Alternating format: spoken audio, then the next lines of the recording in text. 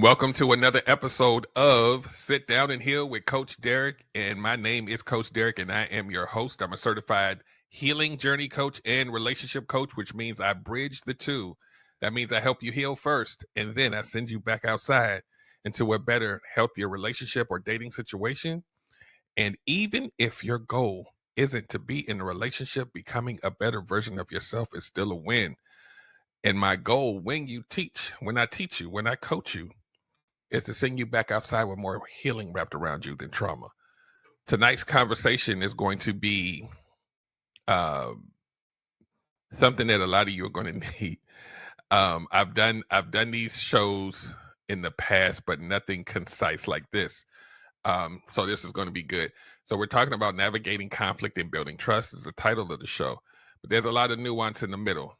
So bear with me. We're about to get into this. I'm glad you guys are here. Keep coming back.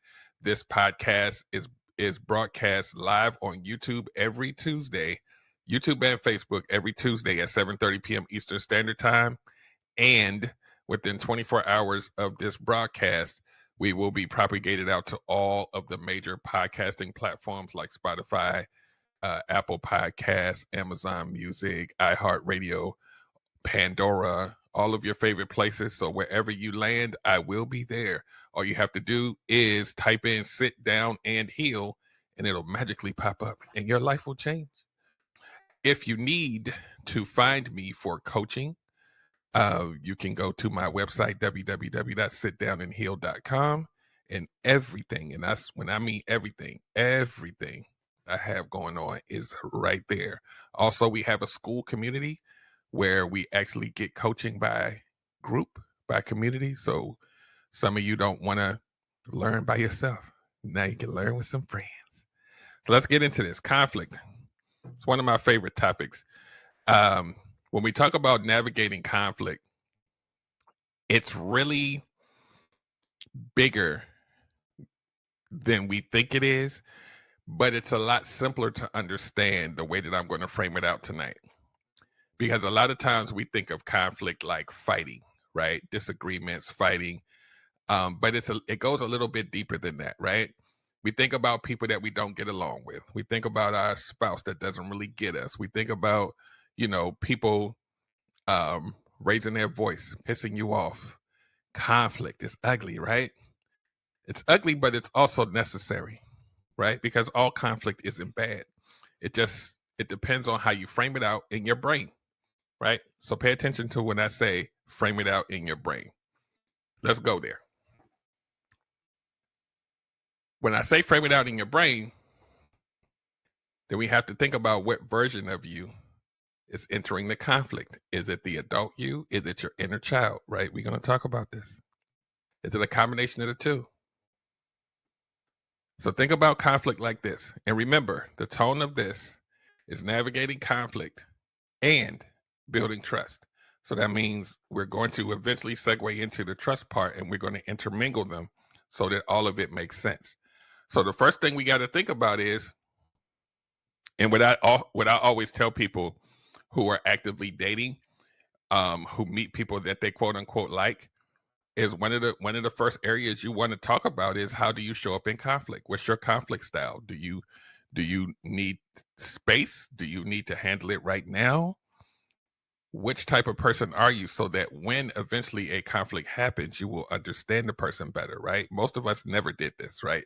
We just got into it and we fell into the relationship and figured it out or not, right? A lot of conflict hurts. It hurts when somebody undermines you. It hurts when somebody belittles you. It hurts when someone yells at you. It hurts when things just aren't peaceful for some of us, right? So we have to ask ourselves, and what I always try to teach you guys is, a lot of us, most of us have a childhood wound or another. Some of us have several. One of the first places that you will notice as an adult where that child is and what it is during conflict. So think about that. If I have a childhood wound, but I'm unaware that it's there, and someone says the first place that it will show up recognizably is during conflict, that means we got to put a lot of emphasis on conflict as a means for us to not just heal, but for us to relationship better, whether it's friend, parent, or romantic relationship. Conflict, it plays a big part if the inner child is intertwined into the conflict, because we know how well, some of you do. We know how big childhood wounds and inner child wounds and trauma and all of that plays into our lives, right? You should know, because y'all should be following me and looking at all my stuff, right? Right. If the inner child is present during your conflicts, then you will never see conflict the same ever again once you learn this, what I'm gonna teach you tonight. So we're not going to dig into the actual wounds. We're going to give you the cliff notes, right? So let's say, and this one is one of the biggest ones, which is the abandonment wound, right? So let's say you have an abandonment wound, right? And you have an anxious attachment, right? And you go into a conflict with the person you love or a person you love, and you start to react to how they're treating you. You react to them leaving the room to go cool off. You don't know where it's coming from. But in your mind, you're like, where they going? Is it me? Do they not love me? What's that voice? It's the inner child talking to you. You're not crazy. It's afraid.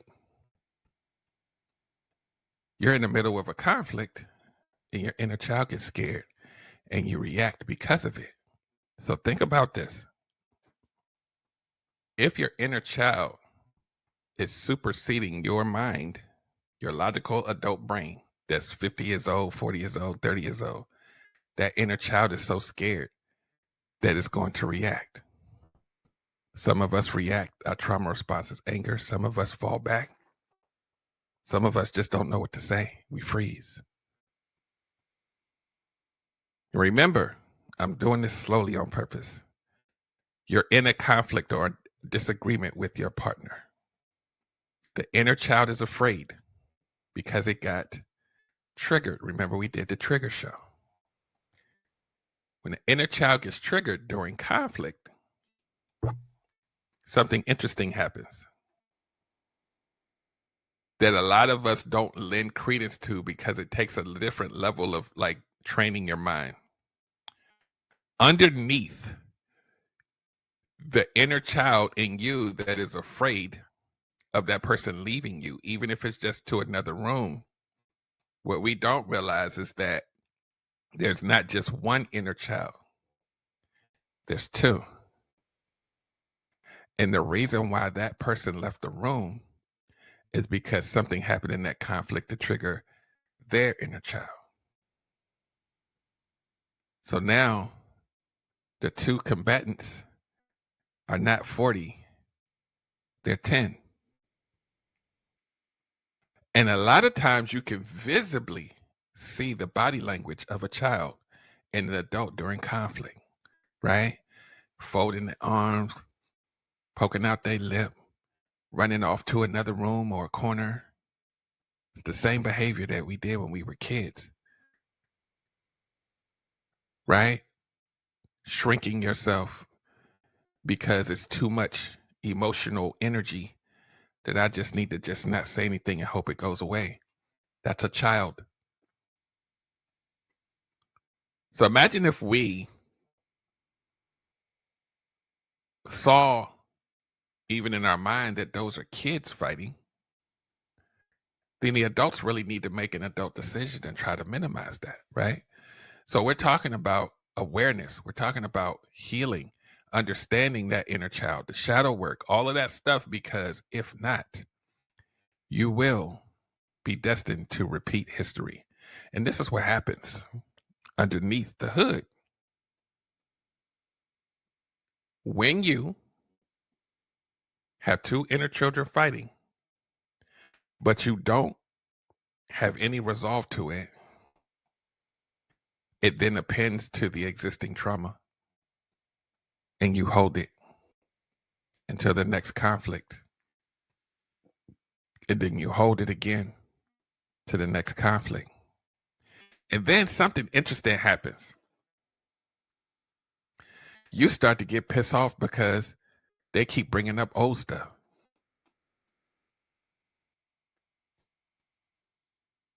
But what really is happening is that they have not healed from the old stuff.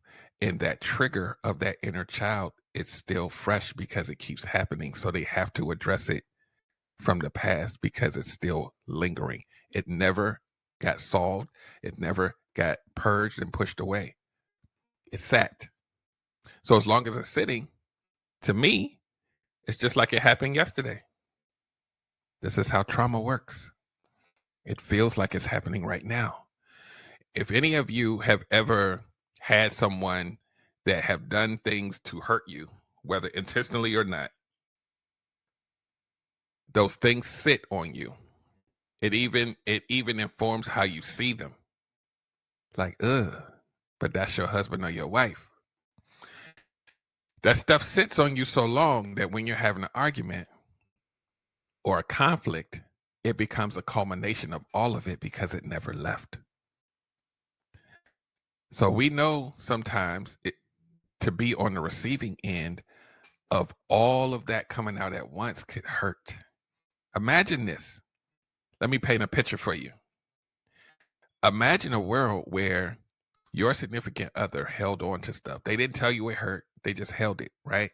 They they got triggered. It hurt, but you don't know. 6 months later, you got to pay for 6 months worth of them keeping it in. Now, remember, you have your own inner child whose job is just to feel safe. Traumatically dysfunctional, it's looking for safety no matter how it can get it. But think about this. What do you think happens to your inner child once that other person explodes one day and gives you 6 months worth of stuff? It's going to trigger you into your own trauma response. And then there's no solution because now you got to fight. Now you have to be defensive because you don't even know where it came from. And they are going to act like it's still about the current issue, and it's not. But you can see that their visceral response is a little bit more than the present thing that's happening. And we ask ourselves, why? Why are you bringing up old stuff? Why? I thought we was talking about this one thing. What's going on? What is going on? What's going on is that inner child was triggered a long time ago, and they didn't have the wherewithal to share it with you because they didn't feel safe to share it with you because you are the one who triggered them. But you don't know that you triggered them, so you went about your life as normal, not knowing. It's not fair. This is why understanding communication and awareness is, and comprehension of that communication is paramount, right? Sometimes you got to go talk to a counselor or a coach together to figure out how to put that Rosetta Stone in the middle so that y'all can figure it out. But the most simplest thing you can do, even if you didn't get help, is to realize that there are two inner children being triggered. And just see it in your mind a little bit. Like maybe it's not about the thing that I'm mad about. Maybe it's because I feel abandoned. I feel betrayed by the action, not an actual betrayal. Listen to my words. You feel betrayed. Remember, we did a show about cognitive distortions and your mind telling you something, but you don't have any evidence, but it believes that it's fact because of things that you've been through. You're putting that on your significant other. Let's even go a little level deeper. When you have the cognitive distortion and you project that onto your partner, you could be inadvertently triggering their trauma response. They don't even know it's there until you trigger it. And then when they have their trauma response, which could be anger, right? Could be fight, could be flight. What is that? I need for y'all, let me reframe this because I think y'all need to really understand this. You got the original trigger. You then lash out at your partner who then gets triggered by you. When they respond to you triggering them, it re-triggers you again. And it becomes a cycle until y'all get tired of fighting, and then y'all just gonna give up. Have some makeup sex or whatever y'all do, and then you're gonna brush it under the rug. Guess what's happening to the trauma? It's appending itself. It never went anywhere now. You never resolved it. How do you navigate that cycle of terror? It's been going on for years. This is just how we are. He always got to be right, so I just let him be right. She always be yelling at me, so I just shut up because I don't even want to hear it. There's no resolution in that. You know the other word? Not resolution, resentment. That's what's loading. You want to know why your partner different? Because they got to find a way to cope with that. You know how people always say, talk it out, they can be better? Talking it out with the person that keeps triggering you is kind of hard, ain't it? Because your inner child is afraid that trigger is going to come again. So where you going to go? What are you going to do about it? How do you get rid of it? How do you get it off of you? What's your coping mechanism of choice? Is it other people? Is it liquor? Drugs? Some people cope with anger. Y'all know people go outside and they just looking for a fight to make them feel better about themselves. Isn't that weird? I grew up with a couple of fellas that they looked for fights. They used to be like, "Oh, we going out to have fun tonight?" And they be like, "Yeah, I hope nobody do nothing because I'm ready." And I'm like, "Ready? What are you ready for?" And why? Wait, I'm with you. Hold on. They're gonna be looking at me too. I won't make it home. How are you going to cope with all of those things? Let's even frame it a different way. What if all of those layered traumas came from your mama? What you gonna do about it? Or your daddy? It's still sitting there. You may not lash out or have a trauma response to your parents, but somebody gonna get it. You know when people go out in this dating pool or they go out and meet people, it's still there. How you gonna treat them? And it doesn't mean that you're gonna be mean. You could just be the person that just doesn't want any type of conflict. I just want peace. I'm not gonna say anything. You're going into a relationship at a deficit because now you don't even have effective communication on day one. Because you still got all of that stuff packed on for so many years that you just held inside. But what we do is instead of healing from it, we go try to find somebody else to make us feel good enough that we don't think about it anymore. That's how we date. Until such time that person isn't feeding you because they're human and it's not their job to do it, they're going to accidentally trigger something. And you're going to be like, what the heck? He was making me feel, I was high until I wasn't. Now I'm not high again. Now I got to chase the high. And you better do what I need you to do in order to keep me high. My expectations need to be met. Sound familiar? And if my expectations aren't met, I'm going to be mad at you. It's your fault that you didn't make me feel good. It's kind of weird, right? So now let's not forget the other part of this show. Trust. You know how hard trust is when you got all of that going on? Not trust big you, trust little you. Trust inner child. Remember, the inner child's job is to feel safe by any means necessary. You find someone that makes you feel safe, even if it's in the short term, the inner child is happy. Even if it's dysfunctional, it's what it knows love is. So if that inner child is happy and then that person does something to disrupt that happiness by triggering you, I don't trust you anymore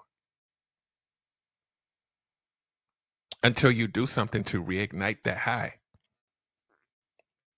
I don't trust you to keep me safe. See, this word safety is really big. It is probably one of the biggest things that most of us look for, even if we don't say it. Men and women, you want to feel safe. Well, when you are triggered into a trauma response, your trust level goes down a little bit because there's fear now that it may happen again. A lot of times, let's say a man in this case is really not wanting anything to mess up his peaceful state. So if conflict happens, even if it's constructive, he's going excuse me, he's going to choose to say, you got it. Don't even worry about it. We good. Nothing gets solved. But if that thing, that the conflict annoys him enough, now we're stacking it again. What might he do? He may choose to hang out with his friends 3 times a week instead of 1. Right? I talk about this a lot. He thinks that he just needs to take the edge off. That's what they say. I just need to take the edge off. I'm gonna go get a drink with the boys and come back. What he's really doing is coping with the things that are unresolved. And so here, what I try my best to do is if we can have an understanding of those things that are bubbling underneath the surface, then we don't have to have so many harsh conflicts. You can have healthier dialogue around the conflict, right? Because if you think about it, right, when people say, attack the problem and not the person, right? Those words, attack the problem and not the person, and then you'll have healthier dialogue, right? We hear this all around the internet, right? Therapists or whatever. The reason why this is true, it all stems back to the inner child. I need for y'all to hear me when I say this. When someone says attack the problem and not the person, it's really a lesson in understanding the inner child. And this is why. If you trigger my inner child, I feel hurt. I feel betrayed. I feel unloved. I feel not worthy enough. So if you attack my inner child, I'm going to fight you. But if we attack the problem, the inner child feels safe, and then we can have a healthier dialogue. Because most hurt isn't hurting you, the big person, is hurting the little you that's coming out from the big person. Someone that lashes out in anger all the time, that's the little person defending itself. It's a part of you. And once you realize it's a part of you, then you can learn how to manage it better with help. But it's always there. People who get triggered by people criticizing them, even healthy critiques of you, you feel attacked. And people who do get triggered by criticism, their first go-to is to over-explain why it's not true. Over-explain. No, I'm not like that. They be like, I got proof. No, I'm not. Look, let me tell you why. It's a little kid doing that.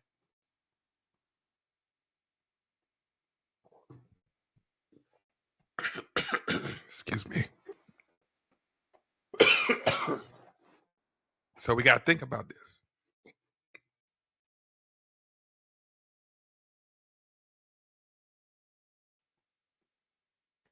If that little kid is running your life and it's showing up in all your conflicts, then it's imperative that you do the shadow work. It's imperative that you understand this inner child, or you will be the same person reacting the same way in every relationship. It's not going to be just that one. It's going to follow you everywhere you go. Everywhere you go. So much so, like I say on this show all the time, it becomes a part of your character. You even tell people that you're like this, and this is just who you are. But there's a sweet spot whereby both individuals have even just a basic understanding of this, that you can determine how you engage each other with the new knowledge that you have gained about your partner. So it doesn't mean no conflict. It means less hurtful conflict, because hurt doesn't go away. Just like trauma, it just sits until you resolve it. A lot of relationships break up just because of unresolved conflict, because it hurts. You know how big hurt is? If I have an abandonment wound and I feel like you leaving me, and then my cognitive distortion comes in and say, them going to the other room, it means they don't love me. You just already putting it on. They don't love me. Now, if you believe in your mind that they don't love you because they went to the other room to cool off, how are you going to cope with it? You going to talk to them? No, you're not. You're going to figure out another way. And that is the path to destruction. People will always say, go talk to them. Just go sit down and talk. It's hard to do when that's the person that's been triggering you for the past year. Even if they don't know they did it, your body feels it. A lot of us shrink ourselves so much into a point where conflict almost never happens, but that's also unhealthy, because it's a lot of avoidance of issues that can be resolved just because you're afraid that things aren't always going to be quiet. Life isn't always quiet. You got to accept it and learn how to move through it and not around it. And you'll be better for it. So when we talk about building trust, even if the triggering offenses happen, even if they hurt, when that person gains an understanding of it and they're able to help resolve through it, the trust goes up. It's just like vulnerability, right? We'll talk about men again. A man sharing his vulnerability and feeling safe to be vulnerable with you, the trust goes up because the inner child feels soothed again. Oh, I hope y'all caught that. The trust goes up when the inner child feels safe. Now, we can talk about all the societal and cultural things that would make you not want to speak up or whatever, but at the end of the day, it's a soothing, it's a safety. Safety, safety, safety. If you don't feel safe and your partner is the person that made you not feel safe, you're not going to feel safe. I hope right? Trust goes down. And you're living in the same house, afraid to talk to the person that you love the most. You're not going anywhere. You're just afraid to be triggered again. Sometimes the trigger is you feeling like you don't have a voice, right? Let me give you a real scenario that y'all going to really understand, because it just hit me. I just got a download. You get a lot of downloads when you have a bald head because there's no barrier, right? It just comes straight through. People who feel like they don't have a voice.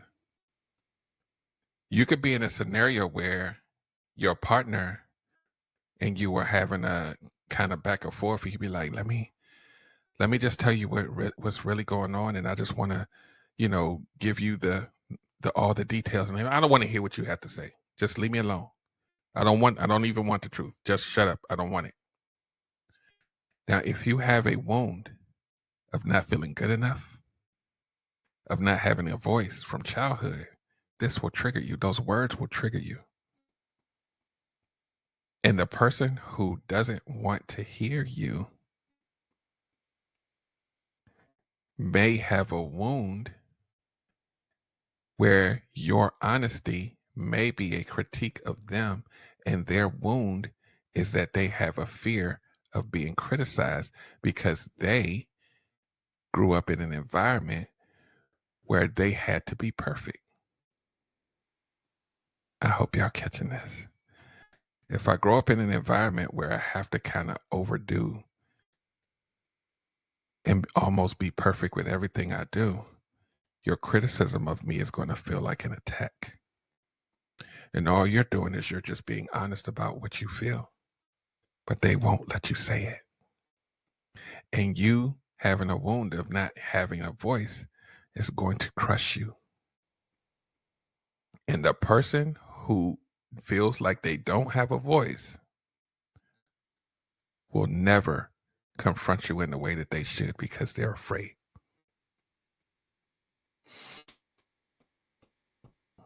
You think they're going to fully trust that person moving forward? Or are they going to tread lightly on eggshells forever? So it's imperative that we learn about these subconscious things, the inner child, the attachment styles, conflict. There's conflict styles. Maybe I'll do a show on conflict styles. There's conflict styles. There's even apology styles I'm learning recently. So maybe we'll do that on TikTok.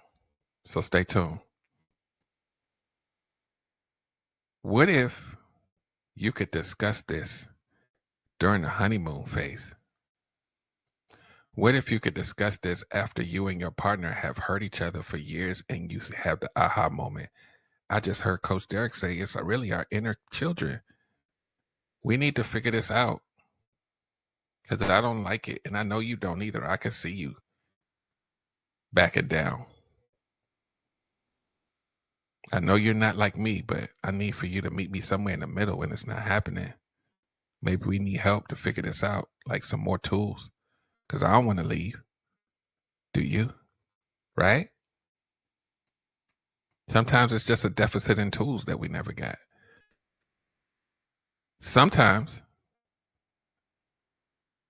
who would have taught us the better tools?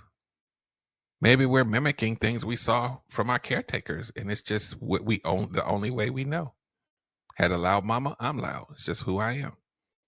It doesn't have to be. It doesn't have to be.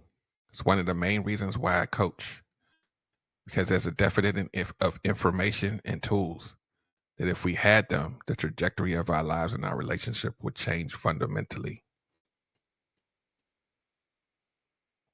You know how many relationships, and I talk about this a lot, and I'm gonna start to slowly start to land this plane in a minute, right?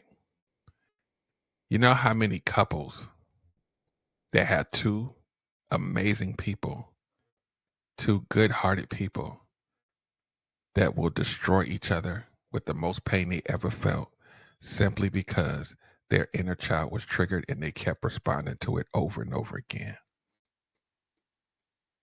Now they're enemies for life. Maybe somebody stepped out because they didn't know any other place to go to feel safe. Now they're a cheater. They destroyed their partner and didn't have to be that way. See, we could do a cheating show, but we ain't gonna do that no time soon. A lot of people who do these things are really coping. It's ugly and we don't condone it, but it's a coping mechanism. It's like being backed up against a wall and you want to have a voice, but you can't. Sometimes.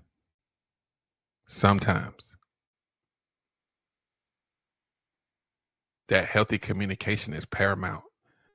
And again, I repeat, most of us don't have the tools to do it right. We brush it under the rug. A lot of relationships will be saved just by having better communication. Because once resentment sets in, once you check out, it's hard to bring it back. And checking out could be a result of just being triggered too much without resolution.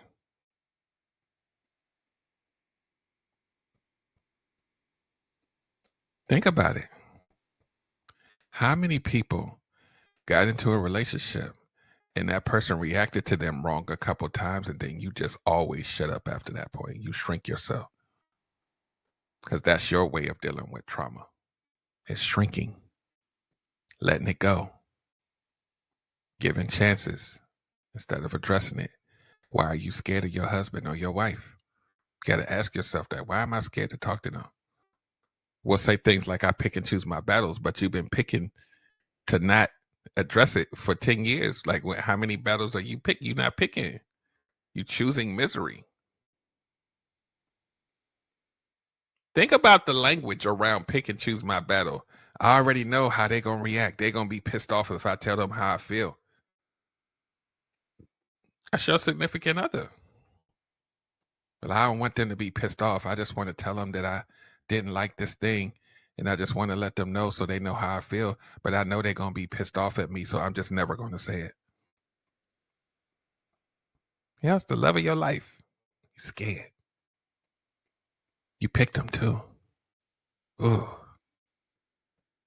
They just always get pissed off and they start yelling at me. Wait, your husband yells at you. You like that? Nah, but that's just who he is. That's how he is. So that's how I let it go. So now I'm looking at you. What's in your past that makes you think it's okay to deal with that? Whew. That's a whole nother show, right? You've accepted someone yelling at you and it became normal for you to hear it and you say that's just who they are. And that's why I'm not going to say how I feel anymore. Ever. Y'all be blaming it on marriage. Nah. It goes deeper than that. Way deeper. So when you're thinking about this communication thing, it goes deeper than you just being pissed off. There's something being triggered in you to cause a reaction. And let's say you're in a relationship with somebody that just disrespects you every day. I'm still looking at you. You're still there. There's something your inner child needs to be attached. We got to work on it. If nothing else, then having the strength to advocate for yourself, even if you don't leave. How do you get that strength? How do you build it up? You got to heal first. You got to understand that inner child. You got to have the strength and the peace of mind to say, nah, husband, no, wife. I heard you, but can we step into the other room? Little Johnny's upstairs asleep. I'm not here for conflict. But what you just said affected me in a way, and we need to address it so it doesn't happen again, because I don't want us to hurt each other. You see what I just did there? I didn't attack the person. We have to figure out how this doesn't happen again together. It's little changes that takes people's defenses down. Because some people, when you say, I don't like what you said and it hurt me, they're going to be like, no, I didn't. Then it starts to become two little kids fighting on the playground again. We too can learn how to control and manage this when it happens. See, this is the part that people miss, right? And then I'm going to really land the plane. When you meet someone and you're really happy and you're in the honeymoon phase, right? You think everything is bliss. Why not have a rules of engagement conversation early? I know the conflict will happen one day because we're human. What are we going to do when it happens so we don't hurt each other? Because Coach Derrick said that's the path right there to destruction, is when we hurt each other, but we don't say it. I don't ever want to be scared to talk to you. I know how I am. I used to shrink myself in relationships before. This is the self-awareness. Now you get to have the verbiage around it. I don't want to feel like I have to shrink myself. So this is what I need from you. And vice versa. Like, you get to ask these questions and manage yourself around it early. But like I said, even if you're already in a situation where you don't want to leave your relationship, you can just throw these new tools well, not just what I said, but like if you got some coaching or some counseling, you got a third party in there to get you some new tools, it could change your relationship fundamentally forever to go into a different trajectory than where it was heading. Sometimes these tweaks are the difference between marriage and divorce. Just these little awarenesses, well, not a little, but big awarenesses about yourself and your partner changes everything. So why wouldn't we want to do that? So, and then again, with this awareness and this healthier dialogue, the trust goes up. Right? Now I'm not scared to talk to you. Let's go, let's chop it up. Everything changes from that moment you decide to heal that. It's going to be all over you. You'll be in a relationship with somebody that can tell you when you get triggered. They know exactly when you get triggered and how you're going to react to it, but y'all still keep going through it. It's crazy. So anyway, I'm going to land my plane. I appreciate you guys for tuning in again for another week with me, Coach Derrick, your favorite healing journey coach. And we'll do this again every Tuesday, 7:30 p.m. Eastern Standard Time. Make sure you join my school online community. Choose your tier, and we just going to get busy. Go to www.sitdownandheal.com, and you can get everything that I do. I also go live on TikTok periodically, so follow me there. Sit Down and Heal on all platforms, all as one word. I will see you guys next time, and maybe you'll come and listen and watch enough episode that you'll eventually be inspired to sit down and heal. I'll talk to you guys soon. Have an amazing night.